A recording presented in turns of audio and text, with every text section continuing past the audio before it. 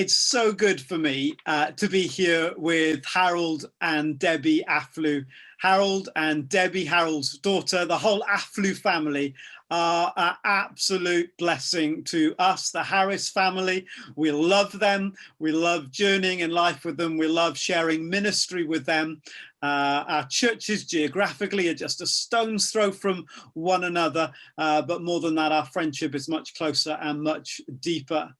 And here we are as part of the I'm All In evening, talking about racial equality. And I wonder, perhaps, Debbie, first, if you could help us get the conversation underway by talking about what it's like in Ipswich in your everyday experience in terms of racism and race equality. Yes, of course. I think that racism is not as obvious these days. It's not always something that you can be like, oh, that's racist. It's more in the tones of the way people speak or the way someone might perceive you or treat you. And it's sometimes more difficult to actually label as racist. And it can definitely be quite perceptible in a way that I might see something as racist and another Black person may not see it as racist. But I think it's in the daily experience, I'd probably say the small microaggressions or kind of the affections that they would not maybe treat their white counterparts with. That I think that would how I would see it today. It's not the same as it used to be, say, 50 plus years ago, I would say. Absolutely. We can see that laws and the sort of general sense of intolerance towards racism in society has made a difference, but there's still this underlying prejudice that I think, talking to you, Harold, and to many in your, you lead a Black majority church in Ipswich, many of your congregation would sense is a reality, that underlying prejudice of one kind or another. How do you see that expressing itself? Yes, so I would say I've experienced a little of it myself over these 21 years almost that I've been here. And sometimes you just know that the person is not sure of who you are. And I know sometimes it's like Debbie said, it's difficult to perceive that as a racist issue. However, what I've heard from some of the members of our church are like a very experienced person, could be in the health sector or in some other profession, that obviously are due for promotion, and somebody they train, and maybe someone who just come out of uni, for example, or just come out of training, somebody they've trained, all of a sudden when a senior role comes up, they are the ones offered the role, and you're thinking, how come that person was missed out? And it's not once, it's not twice, sometimes it's like repeated, and the only conclusion you can draw is either the person's not competent or there's another reason, and sometimes it's often the case that it's because they're not white. So, and that's the conclusion they draw. And sometimes that's just how they're made to feel. So, and there are other examples of people just feeling like stop and search. There'll be questions around that. There'll be people's perception among Black boys walking around. They may get stopped by the police and they're thinking, oh, okay, what is there a perception? Is there an unconscious bias issue? What's we talking about here? Yes, and I mean, in fairness, these are being talked about in different institutions, the police, NHS. These conversations are coming up to the fore. So people are being honest to talk about it a bit more, because we can't deny that there are these issues that go on in our very society, even in 21st century Britain. Yes.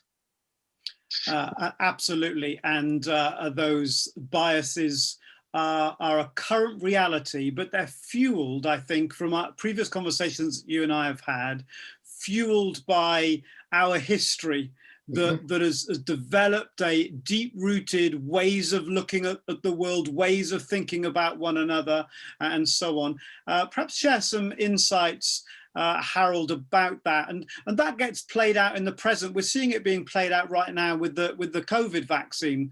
Perhaps help us gain some wider perspective on that. Thank you, Simon. I mean, this is a very broad subject. We really have a short time to speak into that.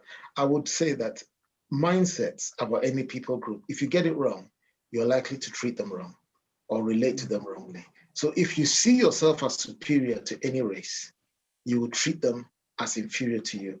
So even if you're conscious also, if you're not conscious of it, it will be playing in your subconscious actions and your mindset. So historically, we know colonialism, and slavery have played into this narrative very big, is a very big contribution to this story. So people's perceptions are that the white race is superior, so we colonize another group of people, and then we treat them, even worse, we treat them as slaves. Okay, I know that it's not true of everybody, and so generalization will always be wrong, but some people have that mindset, and that mindset has prevailed over decades, over centuries, and it still plays out today. That will still, that now universities that are talking about the consciousness of increasing the Black intake. Why? It's because some way, somehow, it's been presumed that maybe the Black man's brain is not as developed as we know some people thought in the past. So it plays out that way. And unfortunately, it makes one group of people feel inferior to another, and another treat the other as superior. But yeah, these are the realities we are facing still today. But I'm grateful that things are changing because of the laws. People are forced to do something a bit more about it. But ultimately, it's a heart issue. And if we're honest, we can be open and talk about it, about what's going on, how we really perceive things on a heart level. And with God's help, we can all change. We can all change.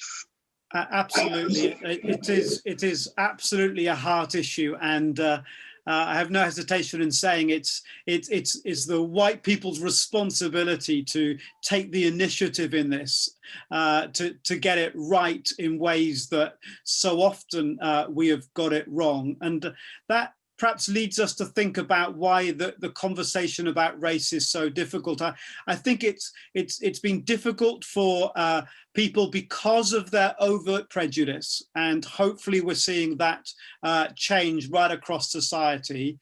But we have a very real issue still with unconscious bias that you talked about, the prejudice that we don't quite see, and we recognize that the media is so often fueling that prejudice. I think many of us too have been brought up to think that it's rude to point out differences. And so if anyone is different, like the little child that would point to someone who's different and told by their parents to keep quiet, we're told that it's rude to speak about differences. And also we're fearful about being offensive by saying the wrong things and getting the words right. So I think we can have the right heart, but still find it really difficult to talk about it. But Debbie, you would agree, wouldn't you, that it is in talking about it that so much can be achieved? Perhaps share with us why talking about it seems so important.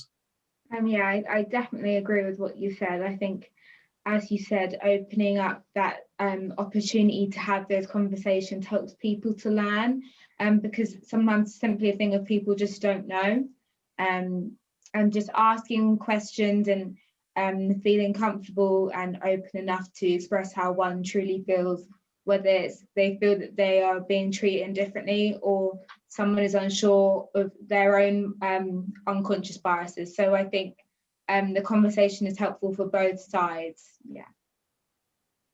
And you couldn't have said it more succinctly, I think, about as we begin the conversation, we begin to learn new things from one another. I mean, it is to me, well, two things really. One, in getting to know so many of the of people that are friends and family now at your church, the experiences they go through is genuinely sometimes an eye-opener, even though intellectually I know it takes place.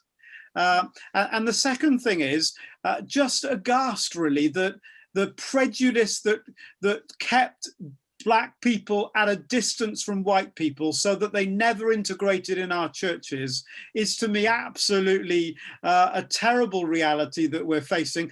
There's such vibrancy and such life in IIC's community that we desperately need, and it's as we begin those conversations that God can really do some wonderful things. So help us in closing, Harold, what we can do to just move the whole conversation forward and begin to build new ways of relating and communicating and understanding one another. Thank you, Simon. Yeah, I just remember that I'm not sure I answered the COVID question as well as I could have. I think one of the issues is mistrust. And so maybe going forward, recognizing that past issues are real. And sometimes the way Black people may be portrayed, especially in the media, that they're poor, they're corrupt, they're criminal. I know it's not always the case, and generalization is always wrong. But sometimes that constant image, they're always poor, they're from a dark continent, always backward, may not be helpful. But learn about other people, learn about each other, recognizing our educational system. Sometimes people are just not taught enough about some of the positive contributions that Black people have made. So we all bring something and of equal value to the table. But as believers, the Bible is our go-to book. And so we start from how God created man in his own image. And he created us male and female. He created us all to glorify him, so we reflect his glory, white or black. None is better than the other. And coming with that understanding, we can honestly then face any untruths that we might have believed over the years that have been taught, passed down. However, we've got in our own subconscious mindset, be Black or white. We come to the table and we address it and be say, look, this is not right. And then build trust, friendship, and celebrate where the models are. And I'm so grateful for our friendship. And I think it's models to a lot of people that this is possible. Genuine friends can work together, and we see each other as genuine brothers and friends. And hopefully and I'm sure this reflects in other sectors as well. So let's celebrate what's happening, be honest, talk about the issues of mistrust, and hopefully with the open conversation, we can move further on this subject and see a more holistic society overall. Thank you. Oh man, Harold and Debbie, thank you so much. We'll love you both and your family so much. And our lives are so much richer for the journey that we share together. Thank you so much. Thank you. Thank you.